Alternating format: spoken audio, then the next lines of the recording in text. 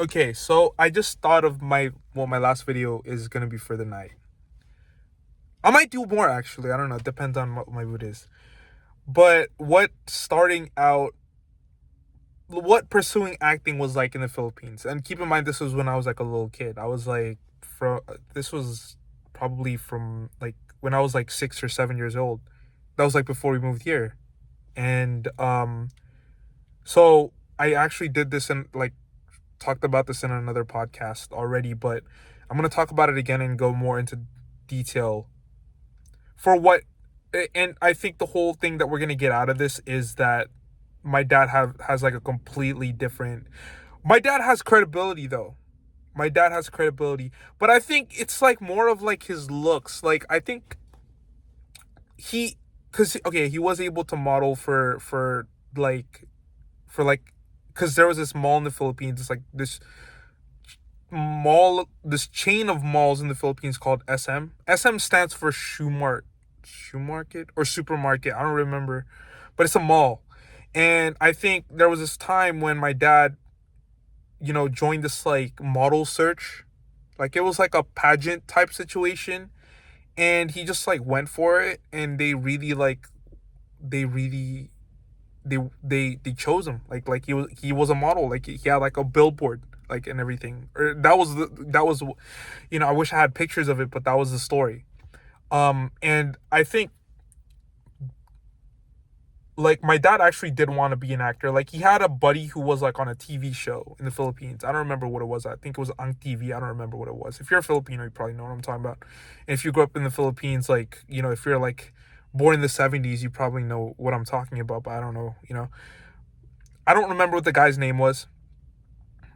You know, I'm gonna do a follow up if I ever find out.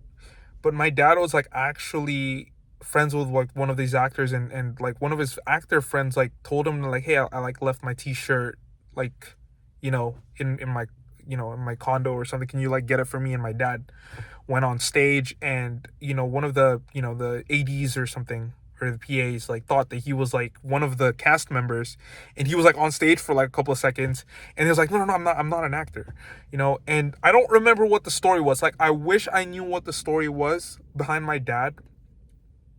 So two things that I remember: my dad, there was someone who saw my dad. It was like a talent manager who really wanted him, like who really wanted him to to like get into acting, like because the culture of acting in the Philippines is different.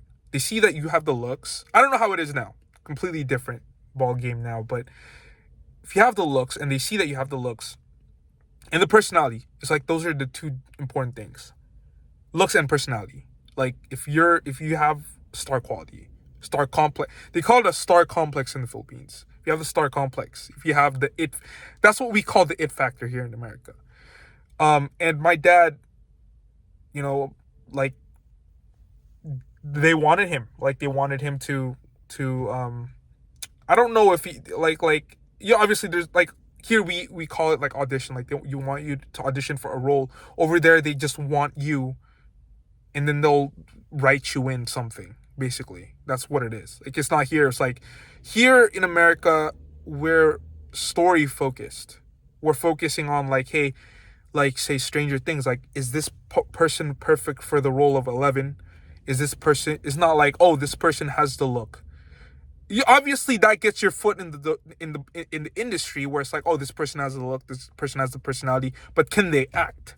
Over there in the Philippines at that time, it wasn't like, can they act? No, do they have the look? Do they have the personality? Like, is this person gonna look good on TV? And then we'll just fix everything else. Like that's the whole thing. Like you become a model first. Like your physicality. It's like in K-pop they call it the visuals. Like they focus on that first, and then they build you up from there. Like a lot of the actors in the Philippines are like that. Like you join PBB, Put a Big Brother, which I auditioned for and I got a call back for, but obviously that ended up falling through.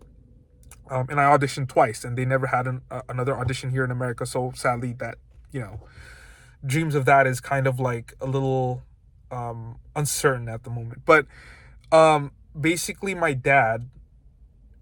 um, my dad wanted to be an actor. I didn't know that. I didn't know that until he passed away, and I had a conversation, or it was like a conversation with